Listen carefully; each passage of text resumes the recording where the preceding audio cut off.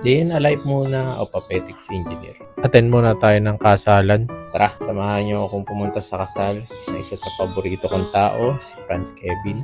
Okay, so medyo umuulan at sira yung sasakyan ko. So, makikisakay lang tayo ngayon sa isa sa aking kaibigan. At dito nga pala kami magtatagpo sa McDo. Kaya habang naghihintay ako, bumili muna ako ng aking lunch. Kasi hapon naman yung kasal ni Franz Kevin. Di pa rin kasi ako kumakain. Yan, kasama ko na si Kuya Kenneth. At gaganapin nga pala ang kasal sa Orani. So, aga naman kaming nakarating sa aming pupuntahan. Dito yung simbahan. Konti pa lang ang tao nung dumating kami. Yun, si pare. Ready na. Ito naman ang kanyang misis, si Joy. Napakaganda niya sa kanyang wedding dress. Naglakad na nga si Joy papunta sa kanyang parents. Yun. Oh, pre. Parang naiiyak naman dyan, pre. Hindi. Siyempre, hindi iyak yan si pare. Hingi lang siya ng blessings. So, sinundon niya na si Joy at pupunta na sila sa altar para sumumpa sa kanilang pag-iibigan.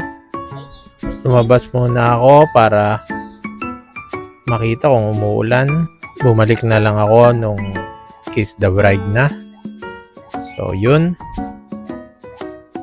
Mabuhay ang bagong kasal. At diretso na rin naman kami agad sa venue. Hindi ko na maalala kung anong venue na ito. Basta sa Orani lang din siya. At yan ang tropa, andito na. So, diretso na agad kami pasok sa loob. Kuha ng attendance. At ito yung sobre. Ganda ng salamin na to ah.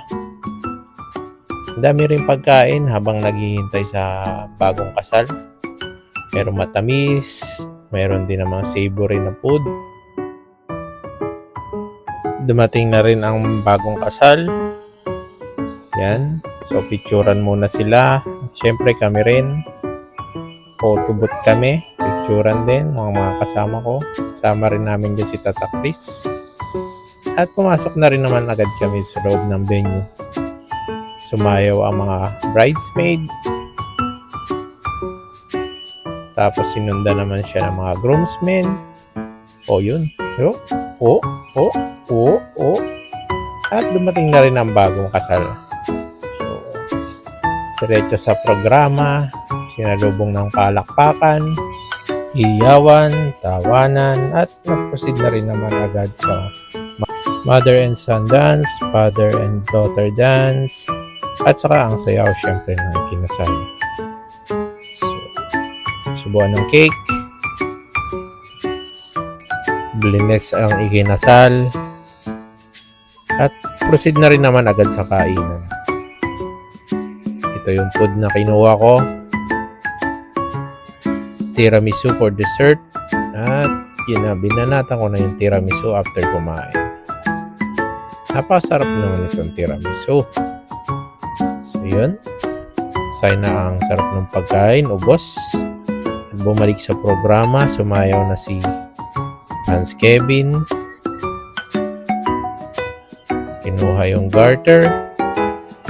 At mukhang mayroon ng susunod na ikakasal.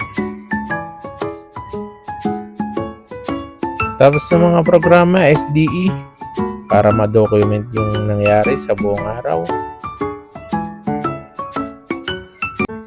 At yun na nga, after nun, okay na, ready na ang lahat. Marami pa rin naiwang bisita, which is yung tama naman talaga. At uwian na rin naman agad pagkatapos. Yun lang, ingat!